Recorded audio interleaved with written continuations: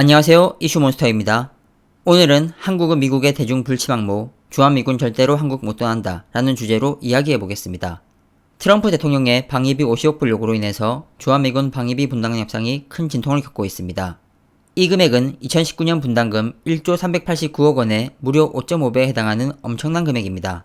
미국은 2020년 방위비 협상을 놓고 우리 정부를 전방위 압박하고 있는데 그럼에도 자신들이 주장하는 방위비 분담금 50억 달러의 근거도 제시하지 못하고 있는 상황입니다. 오히려 그동안 주한미군 방위비를 다 사용하지 못하고 남기고 있음에도 불구하고 해외 주둔 미군 경비, 무기장비 이동비, 무기장비 감가상각비 등 새로운 항목을 추가하여 기어코 돈을 더 받아내겠다는 것입니다. 트럼프 대통령은 한국 같은 부자 나라가 안보 무임 승차를 해왔다고 주장합니다. 하지만 트럼프의 같은 주장은 결코 사실이 아닙니다. 주한미군은 대한민국 안보를 위해서만 존재하는 것이 아니며 최근에는 북한보다는 오히려 중국의 군사굴기를 견제하기 위한 목적으로 주둔하고 있습니다. 미국의 해양 패권을 위협하는 중국의 도전은 갈수록 커지고 있습니다. 현재 중국은 남중국해에 9단선이라는 9개의 가상의 선을 긋고 전체 역의 90% 정도를 중국의 영해라고 주장하고 있습니다. 또한 필리핀, 베트남과의 남중국해 영유권 분쟁에서 유리한 고지를 차지하기 위해 난사군도에 산호초를 매립해서 활주로를 만들고 전투기를 배치했습니다. 국제법상 공해인 지역에 자신들의 군사기지를 건설한 것입니다. 중국이 이토록 남중국해 영유권을 주장하는 것은 이 지역에 막대한 원유와 천연가스가 매장되어 있기 때문입니다. 게다가 남중국해는 세계 상선 통행량의 3분의 1을 차지하고 물동량은 수에즈 운하의 6배에 달합니다. 특히 세계 원유 수용량의 60%가 이곳을 지나기 때문에 중국은 이 지역 확보에 사활을 걸고 있습니다. 남중국해 일대를 제압한 중국은 이제 동북아시아 지역 진출을 추진하고 있습니다. 현재 중국은 1호 항공모함 랴오닝함에 이어 2호 항공모함 산둥함을 취역하며 동북아시아 군사패권을 장악하려는 시도 중입니다. 중국이 설정한 미국 함대 침범 불가 지역 제1도련선을 넘어서 일본, 필리핀, 괌까지 포함하는 제2도련선을 전략적 해상방어 지역으로 넓히고 있습니다. 이에 미국은 주한미군 군사력을 강화하며 중국의 위협에 대응하고 있습니다. 주한미군은 한국에 배치된 F-16 전투기를 2020년 초부터 F-30으로 교체하는 작업을 시작할 예정입니다.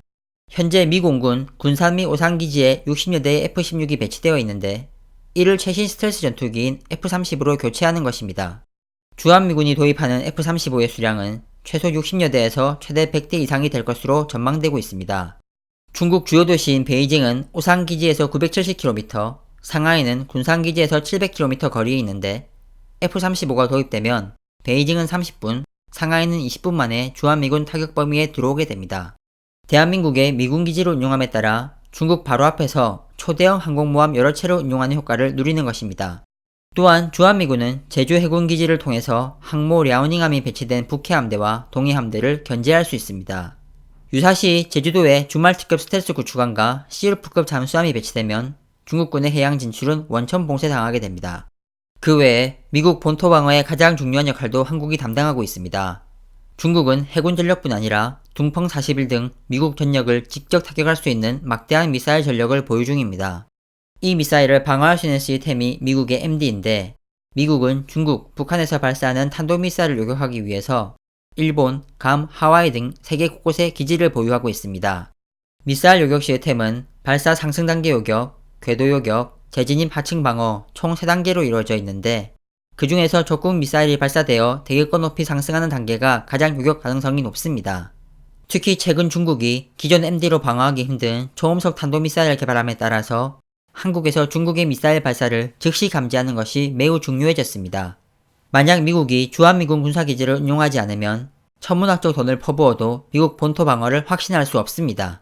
이처럼 주한미군은 한국의 안보만을 위해서 존재하는 것이 아니고 중국의 부상과 함께 갈수록 미국의 필요에 의해서 존재하고 있습니다. 이런 이유로 일각에서는 오히려 주한미군에게 주둔비를 받아야 한다는 주장도 나오는 것입니다. 그동안 한국은 미국의 가장 충실한 동맹국이었습니다.